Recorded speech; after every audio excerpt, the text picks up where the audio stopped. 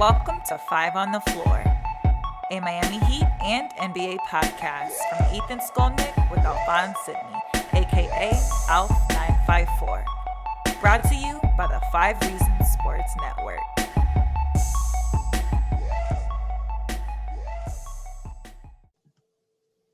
Welcome into Five on the Floor on the 5 Reasons Sports Network. You can also find us every single day, Monday through Friday, on Dash Radio. That's the Dash Radio app. It's free. And then download that. And after you do that, search for Nothing But Net. And you will find us every day from 10 a.m. to 11 a.m. Eastern, 7 a.m. to 8 a.m. Pacific. Also, check out 5reasonsports.com. Spell it out F-I-V-E.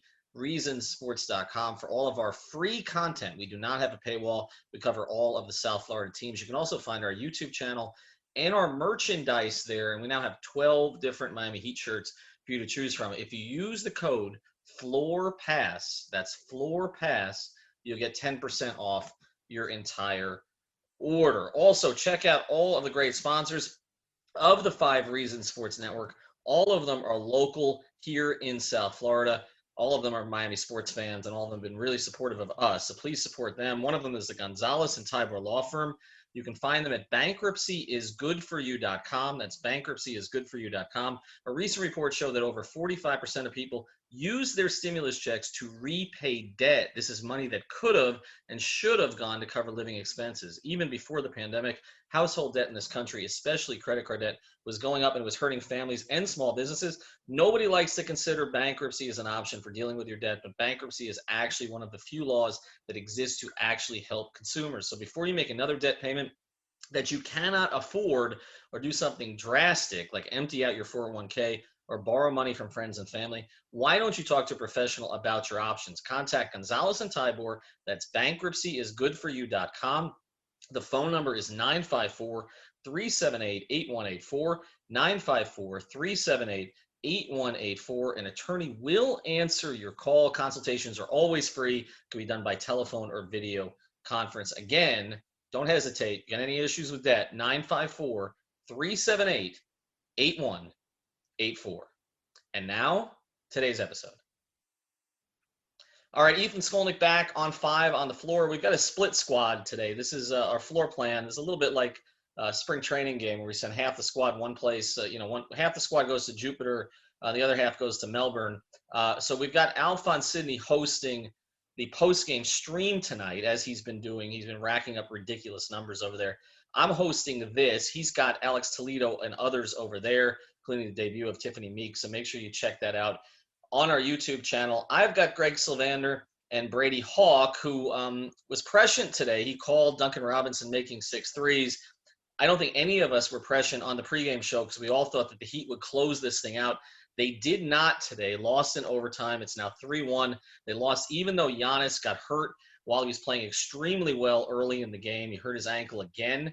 Looked more severe this time. Did not return to the game, but the Bucks actually played better without him and won 118-115. I'm going to let you guys jump in here. My overall take on this, the Heat did not come with a consistent, at times they did, but not with a consistent intensity you need to close out a team that's playing not just for its season, but in some ways for its future. And I just don't think, Miami had a 40-point third quarter, but too much. To me, there was too much standing around. There was one incident or one sequence where they were playing zone. There was a shot that came off the back rim, and Jimmy was one of the people just staring at the ball, and it ended up being an offensive rebound. And I counted like 4 or 5 of those occasions in the second half.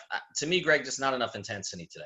Yeah, no, it was absolutely complacency, and they didn't deserve to win this game. So the humbling should be healthy in certain ways, but you never like to see it in terms of, it did feel like the offense got a lot more stagnant, but then you turn around and look, and they had 33 assists on their 40 made field goals. So it really wasn't. I can't point to one particular thing that really jumps out, other than when Milwaukee was forced to adjust and play with a little bit more space and get these guys downhill like Bledsoe and Middleton. Some of the things that used to rear their ugly head at Miami from a point of attack perspective started to show themselves. And I just think that Miami was probably thinking that they were going to cruise in this game. So there was a little bit of a letdown that way. And that slippage, I think, will get fixed going into game 5. Brady, was this more intensity or strategy when Giannis went out? I think it was a little of both, but I think it, like Greg said, I think it was much of intensity. One of the main things I think Jimmy Butler kind of took too long to try to get going on the offensive side. You know, he does that in a lot of games. He waits to try to go into the fourth quarter to get himself going, to kind of take over on the offense, trying to get the attack the rim and everything else. But I think he kind of waited too long, and it kind of got away from them in that overtime. So I think that was a main part. And, you know, that's just obviously the start. But I think there's other things. Bam played a great game.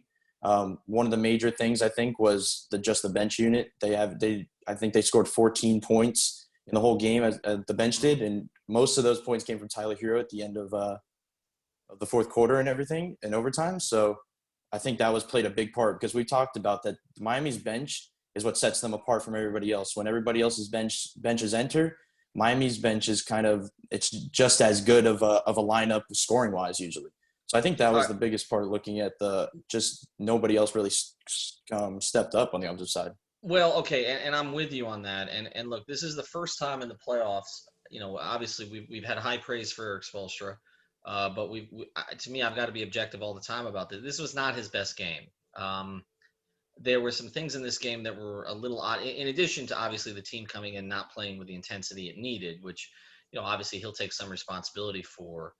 But I thought some of the stuff that was done was a little odd. For instance, Giannis goes out of the game. You got to make a major adjustment, obviously, because you're going to play a team that's going to move the ball more, rely less on ISO. They did ISO up Middleton when they got the right matchup. But to me, the biggest thing was, so you got a team that's lost its star and has already been playing a little thin in this series to begin with, because they haven't been getting great bench production. And you went 7 deep in the second half. I know Kendrick Nunn did not have good first half minutes, and so I was kind of expecting maybe Derrick Jones Jr. would get his minutes in the second half just for some energy. Me too. But then Noah Olynyk either. So he played 7, and I know you don't know that a game's going to go to overtime, but again, I'm looking at the minutes, and look, it's not a back-to-back, okay? And, you know, we talk about the conditioning of this team. But the minutes were Bam 44. I mean, he looked the same at the end as he did at the beginning. I mean, he's got his wind, obviously. We're worried about that early in the bubble. We're not anymore. Dragic played 40 minutes, and I think it showed late in the game. I mean, he ended up 1 of 9 from 3. I thought and 5 of 17 overall. I thought he looked gassed. Jimmy played 39 minutes. Like you mentioned, Brady, he took a long time to kind of engage, and then he did engage for a certain sequence in the fourth and into overtime. I really thought he was going to take over the overtime. I felt like Middleton was on his heels, and Jimmy looked like he was going to take it over, and it just didn't totally happen. Jay played 31 minutes. Herro played 33. Duncan played 39. I didn't realize it was that many, even though he wasn't in the original closing lineup in regulation. Iguodala played 22. Olynyk played 10. Nunn played 8, but those minutes came in the early. That's do you have any issue with him doing this in a closeout game? I guess you could say, well, these guys could rest for 9 days, but I thought they would have had a better chance to win this game if he mixed in someone else in the second half. It's more that to me, like ultimately I know why Spolstra did this, is that he was thinking, let's just lay it all out there, get this game over with. If we get it, then everybody gets a week off. But even just from a sheer on-court perspective, take all that aside, I felt like Olynyk, even in his minutes in the first half, he missed a couple threes and stuff like that, but 4 rebounds, 3 assists. He was active. So there was definitely an opportunity for him to get some minutes, because another guy that looked gassed at the end, and you could tell by the way his three-point shots looked, was Jay Crowder.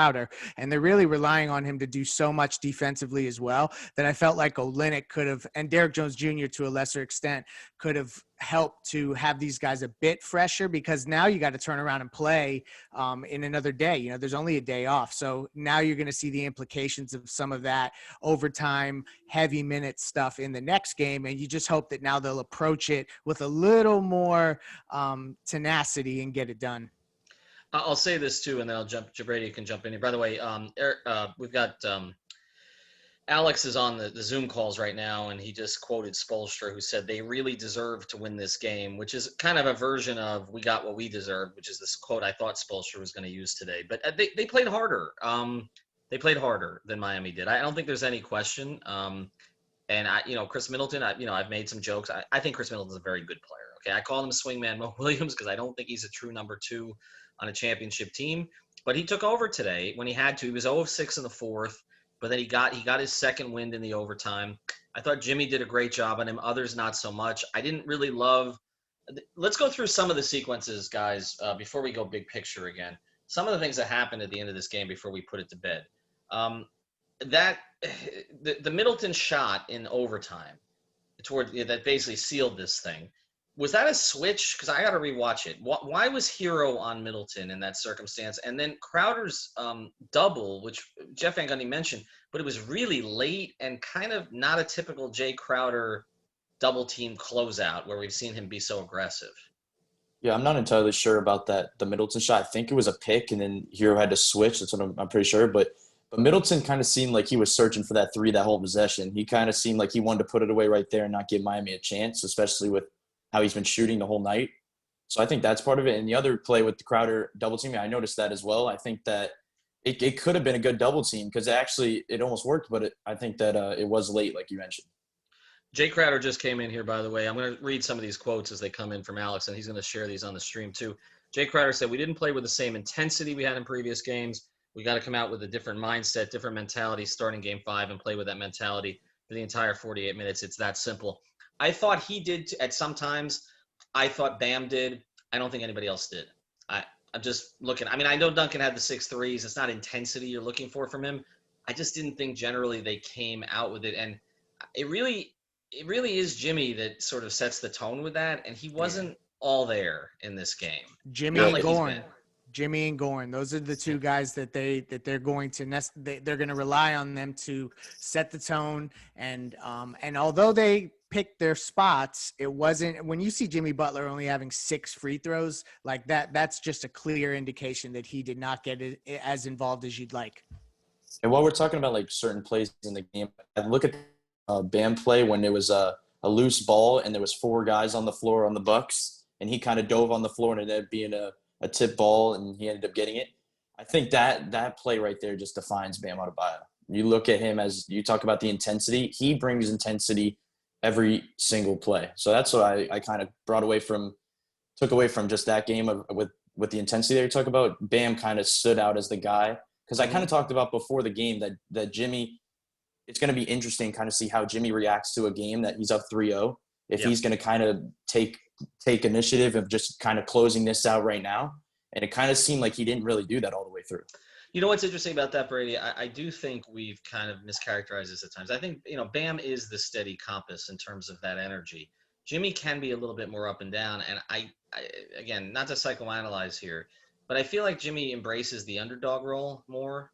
When he has to give it to save something or to push his team forward, playing from ahead is different. And, we always want, your big stars to kind of have that killer instinct. Okay, put a team away. Sometimes that's harder to generate than, okay, I'm down 3-2 when I have this desperation. And I even think at times LeBron embodied that. Again, the game in Boston we talk about that was down 3-2, basically the whole Heat, era at stake. At times when the Heat were up 3-0 in a series, I think back to that Philly series that first year, the Knicks series, remember, some of these, like, they didn't have that. He didn't have it in that last game the way he did in others. And I kind of feel like Jimmy is somewhat like that, whereas you're right. Like, Bam is always going to be there. Now, the numbers on Bam specifically, and we're going to touch on individual players after the break, but 44 minutes, 26 points, 12 rebounds, 4 offensive, 8 assists, a steal, just 1 turnover, just 1 foul, which was a problematic foul at the end. I wish they would stop fouling jump shooters. And 10 of 13 field goals, 6 of 6 from the line, which we're starting to take for granted in 44 minutes. Statistically, this is the best big game he's ever had, right? I mean, Well, and considering the stage, it's definitely his best playoff game. It's a shame that they squandered it with a loss, but it's good to see him kind of get into that groove and have a really big breakout game. You hope that now Goran and Jimmy just elevate slightly, and Herro had some big time shots too. I know we're going to go through the players, but there are some things that you can take away from this that I think there isn't that overwhelming sense that the tides have shifted or anything like that with the series. And when you talk about his stats, what's amazing to me is that we talked about all season kind of he's a guy that's like Iguodala. He's a guy that just doesn't show up in a stat sheet. You don't really realize what he does on the court sometimes. That he just does plays that just don't show up like the play I mentioned when he took on 4 defenders to get that ball. So that's what stands out is that now he seems like he's becoming a player that's not only impacting the game without a stat sheet, but now he's filling up the stat sheet pretty well. Another quote that came in, and then we'll go to break. Sean Hyken, who we've had on the podcast here, he asked Spolestra why he didn't challenge the foul on Dragic at the end of the fourth. That was on DiVincenzo that led to the 1 out of 2 free throws that tied the game before Dragic missed a difficult shot from the corner with 1.9 left. By the way, I thought that was odd too that Spolestra took Bam off the court for the last 1.9. Yes. I mean, there is time for a tip there, right? I mean, Yep. if you get it off quickly, that was an odd one. But he asked Spolestra, he said, why he didn't challenge it. He said, I didn't get a look at it. Maybe we could have had the officials bail us out. We did enough things to lose the game. Milwaukee deserved to win. So he's staying with that theme. He did challenge the call on Bam in the overtime. That was a questionable one, but I don't have an issue with him challenging. You might as well burn it there. But then he didn't have a timeout at the end. Exactly. So it did. It was one of those games. You know, I think we've given Eric a lot of praise for everything that's happened. They're still up 3-1. But it didn't seem like a lot of the strings he pulled today worked as well as the others. The only string he pulled, and we'll get to this after the break, that I thought worked was keeping Herro out there because I would have gone with Duncan late. And the way that both of them were going. But the thing with Tyler is, we'll talk about this more. Tyler doesn't care what he's done earlier in the game, and he ends up making 3 huge shots and almost got contact on the last one. I tweeted right before he took it, I'd get it to Tyler now and see if he could draw contact. He almost did. He almost ended up with a 4-point play. Before we do, though, a word from another of our great sponsors, safecubbies.com. I want to introduce you to another of the great new sponsors of the 5 Reasons Sports Network, and it is a sponsor that would be important in any time if you want to have a beautiful workspace, but it's especially important now when you need a safe one as well, and that's safecubbies.com, which offers modular office solutions designed to elevate your open office into a modern and safe environment at any budget. You can personalize your workspace with options like whiteboards, magnetic panels, acrylic sheets, and graphic branding. Most of the surfaces are non-porous for easy cleaning and can be removed or replaced within minutes. Now, this is for workplaces. They've got a bunch of different options on their professional series, but also they've got private room solutions, dividers, and sneeze guards, and they have a classroom series as well. So if you're involved with a school, this is definitely something your school should check out, of course, if we have school in the fall. And that's the point here. We're entering a new normal period with COVID-19. Safecubbies.com, which is locally owned, is the place that you want to go. The phone number. All right, Ethan Skolnick back here with Greg Sylvander and Brady Hawk. Again, if you're looking for Alf on Sydney, he's deep in Biscayne Bay Brewing with his Manscaped products. Oh, well, he's not going to use those, but on the feed, at least, we hope, on the YouTube channel. So make sure that you check that out. Alf will be back with us this week. We're going split squad so we can give you guys as much content as possible. Help us get to 5,000 subscribers on the YouTube channel, too. We are close. All right, let's get to some of the players here in this game. And I don't know if we dwell too much on any of them other than Bam because, I feel like this was kind of a collective letdown for a lot of players on this team today. But let's get into Herro a little bit. He was 4 of 11 from the floor, was 3 of 6 from 3, and did have 4 rebounds and 4 assists, did have 3 turnovers. How do they handle him in the games he's not going well? Because it seems like Spolestra is inclined to play him the full 12 minutes in the fourth quarter anyway. Yeah, no, they trust him at an unprecedented level for a rookie, including Dwayne, and that's apparent now. And ultimately, I think this is all pretty healthy stuff for Hero to be going through, even in a loss today. So you like to see him embrace those moments. He's not flustered one bit. Like, he literally does not even flinch when he's going through those moments. So that's one. If you're going to take a couple encouraging things, and everybody knows that's kind of my vibe, I would say that Duncan finding his shot, Hero playing as well as he did late, and Bam are probably your three best takeaways. Yeah, what stands out to me with Hero is just that when you talk about him and Duncan in the fourth quarter and stuff, I think the big difference is that he's a ball handler that is able to create his own shot, which is at that point of a game, in a close game, you kind of need that more than a catch and shoot guy, I think. So I think that's just the biggest thing just from Spo's aspect. I think you look at Jimmy and Bam, obviously Jimmy can create his own shot, but it's not consistent at times. So I think you kind of look at Tyler a lot of these times, him and Goran at the end of a game to kind of close stuff out and get some big shots obviously from the mid-range and three. I want to get into Dragic here. He's really only had a couple of sort of low efficiency games in the playoffs. This was the second, 5 of 17 from the floor, 1 of 9 from 3. We have discussed this. He did end up with 17 points, 4 rebounds, and 8 assists. So there was production, and he was just -1 on the game. So he wasn't a big minus. But it's becoming pretty apparent, guys, that they can't count on Kendrick Nunn. He made that 1 3, and I was like, oh, he looks like he has his confidence. But it's so choppy with him out there, and he was -7 in 8 minutes. And I wonder, if you get this thing finished on Tuesday, great, you can give Goran still 5 or 6 days off. But I wonder about the burden that they're putting on him at this stage, at his age.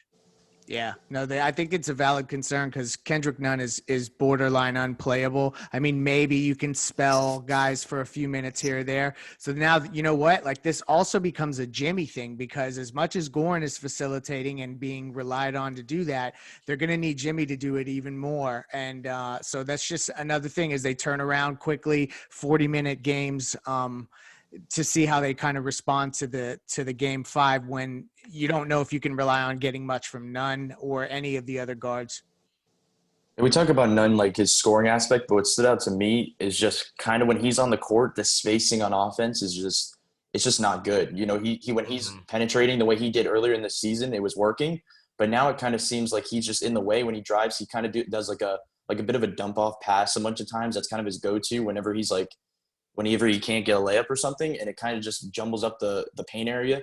So I think that's just the spacing aspect, because we talked about that ninth man with Derek Jones and Kendrick Nunn, and we said that Derek Jones was kind of a guy that has a spacing problem because he can't shoot. But I think that Nunn actually has worse of a spacing problem than Derek Jones would.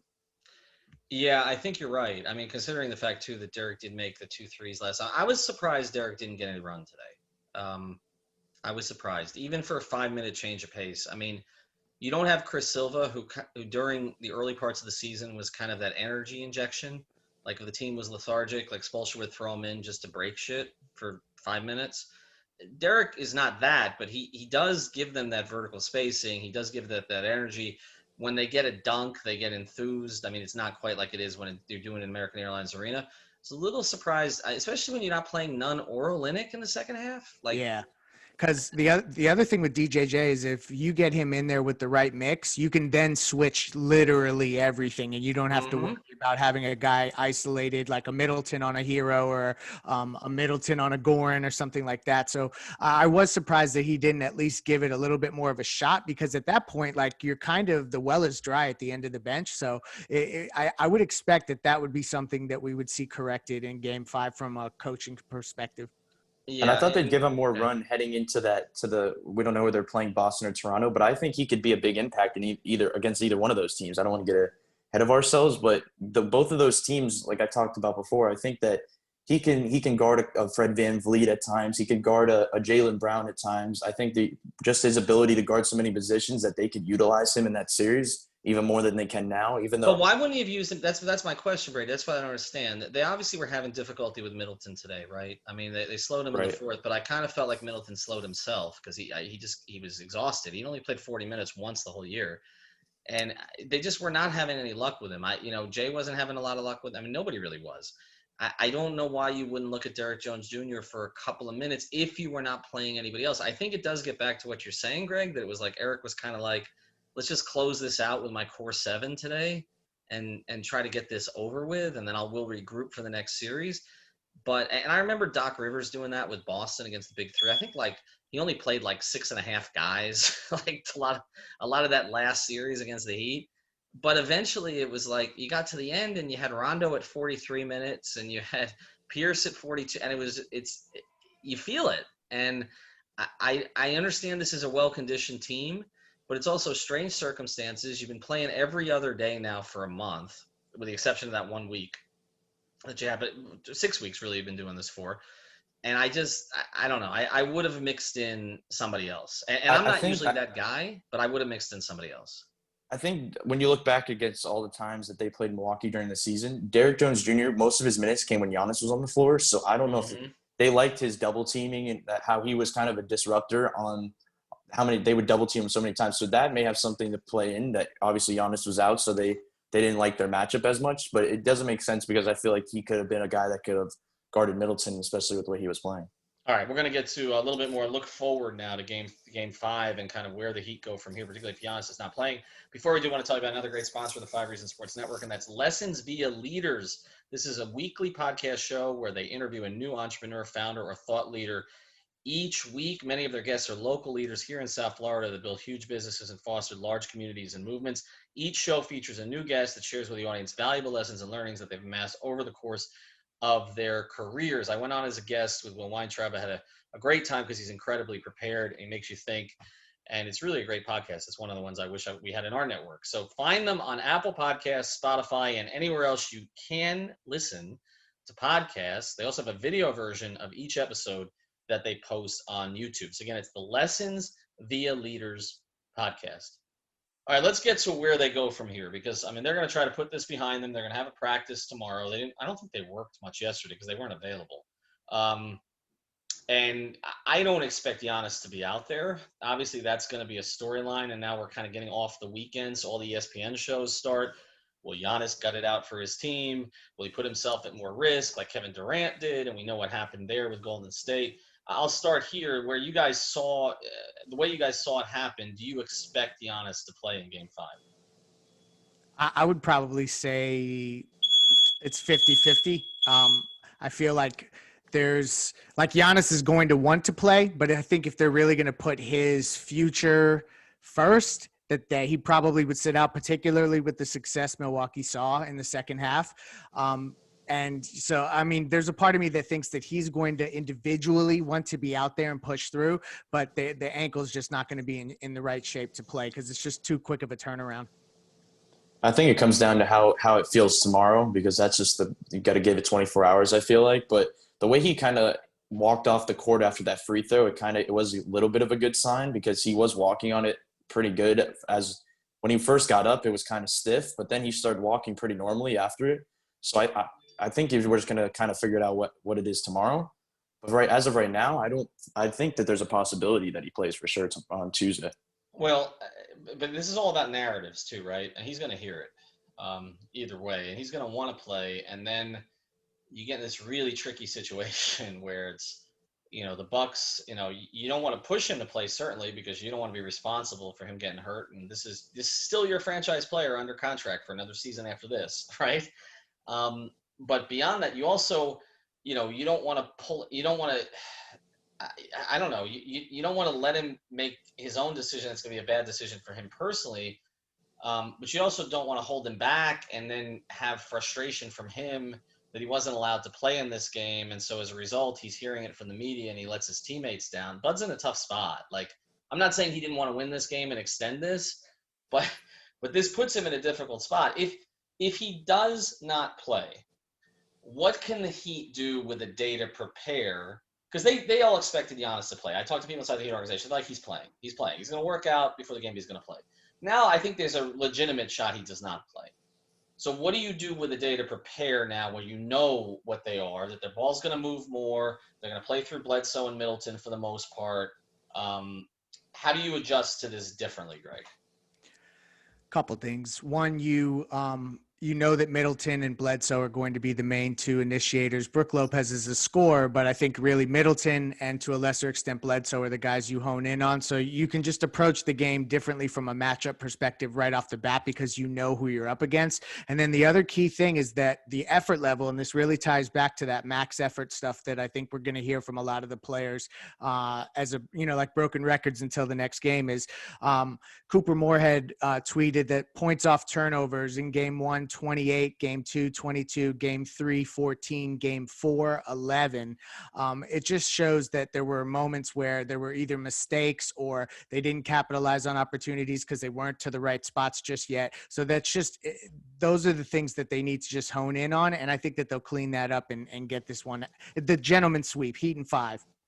And to both of your points, the Middleton thing is probably the one that stands out to me the most as well, because I think if you're able to cone in on a matchup with Antetokounmpo, I think you could definitely figure out a way to stop Middleton, especially with the biggest thing to me is just Ethan mentioned it earlier, just not fouling the jump shooter, and he's a guy that utilizes that pump fake and tries to jump into you a bunch of times.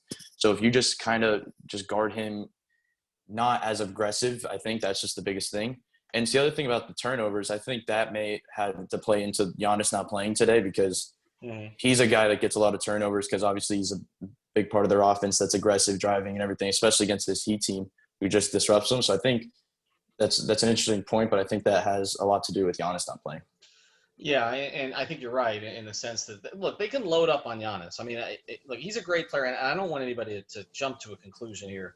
Well, they're better without Giannis. I mean, I know the minutes have been better without Giannis in this series, but over an extended period of time, like you can survive a star's absence and even play better without the star with other guys raising their game. Of course, it's called the Ewing theory if you're familiar with it. And there's a lot of examples of it. But it's very difficult to sustain, right? It's very difficult to sustain. The Knicks were able to sustain in the 99 playoffs, beating the Heat and obviously advancing to play the Spurs in the finals before they lost because they had a group that hadn't played together a whole lot that year. And, they kind of got Camby, Sprewell, and Houston all going at the same time. They simplified things under Jeff Van Gundy. But it is difficult to sustain it over, an entire series at times. And I don't know really that Milwaukee has anywhere else they can go from other than what they did today. And I do think that the Heat can be better prepared for this. I do think you're going to see Derrick Jones Jr. in this next game. I think you may not see Kendrick Nunn at all. I think that there's going to be some personnel adjustments in addition. And I also think Eric will go deeper. You can't keep saying, like he's saying, our depth, our bench, our depth is our strength, and then play 7 guys for the last, 29 minutes of the game, right? I think there needs to be an adjustment there. All right, one more thing we want to get to before we do. I want to tell you about another great sponsor of the 5 Reasons Sports Network, and that's MyBookie. Winning season returns at MyBookie. It means doubling your first deposit. Winning season also means Survivor, Super Contests, and Squares. And MyBookie winning season means hitting all your parlays, props with your feet up and watching your team trounce their rivals or squander it and go to a game 5. So it's also, in addition to the NBA, the NFL season starts next Sunday. We're going to be starting with a new show called Yard Prep, which is based on our 3 Yards Per Carry podcast. That's going to be on every Sunday at 11:30 to get you ready for the Dolphins. But you can also bet on it. Use the promo code 5 on the floor, 5 on the floor. And you can do NFL bets, NBA bets, MMA bets, esports bets, whatever you want to bet, you can do it there. And you can also double your first deposit with that promo code, 5 on the floor. New players get up to $1,000 in free play. It's designed to add more excitement to the sports you love and the games you bet. So go to mybookie.ag. That's mybookie.ag. Use the promo code 5 on the floor. All right, we're obviously going to do another episode tomorrow and kind of look into some more specifics in terms of what the Heat can do. But let's switch gears here a little bit because obviously there's still a pretty good chance the Heat are going to advance. I don't want to jinx it because everybody get mad at me. But let's talk briefly about Toronto-Boston now that that's 2-2. And that went to 2-2 over the weekend. Kyle Lowry had kind of a vintage performance in game 4 where he didn't shoot well, but he did everything else, including flopping. But there was a lot of other good stuff that was accomplished there. And that series really turned on one play, the Anunoby 3 off the Lowry pass. Who do you guys like in the last 3 games of that series, and what should we be looking for? I ultimately think that Toronto's going to end up winning that series. I think it's kind of going to come down to which kind of the way that Miami wants to play. If obviously if they advance, because Toronto's it's going to be more of a gritty series, going to be more of a physical series. Obviously, we've seen that when we played them all season. Boston's going to be more of a.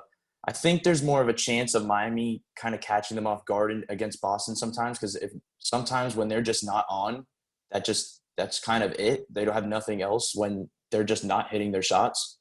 So I think that's a big part of it. It's kind of like it's just kind of the way they want to play, I think. But I actually think that Boston's probably the better matchup because I think they could get a couple games in from them if they just aren't shooting well.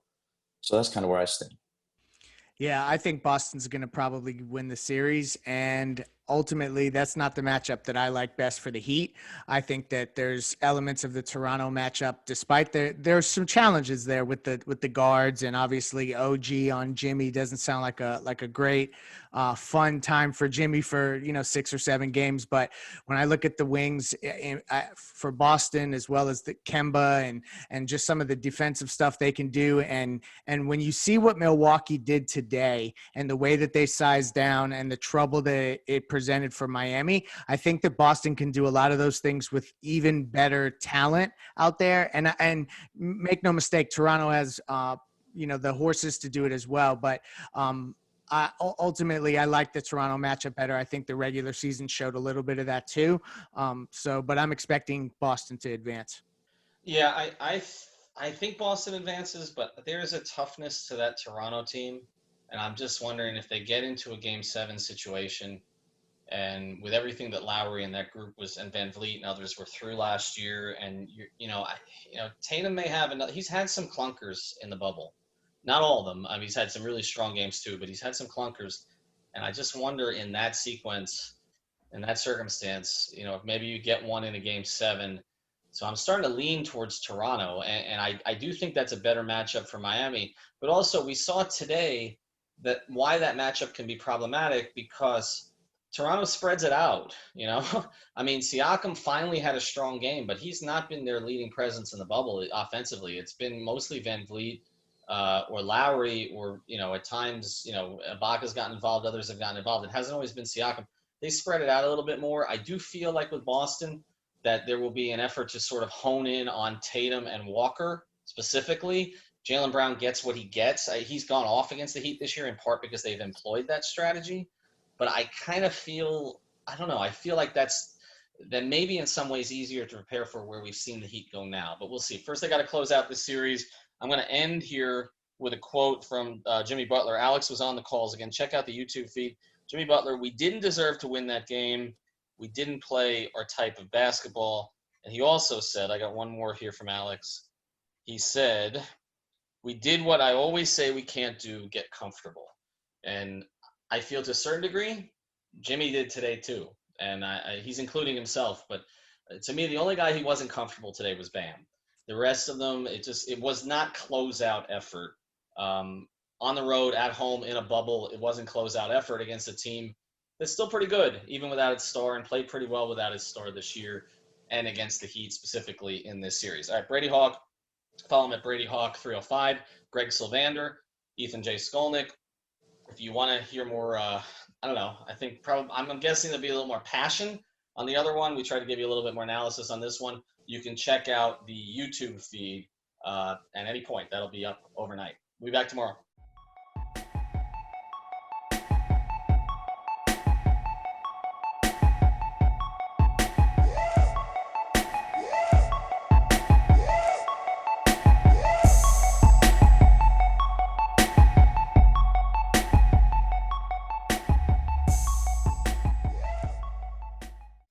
Thank you for listening to the Five on the Floor on the Five Regional Sports Network.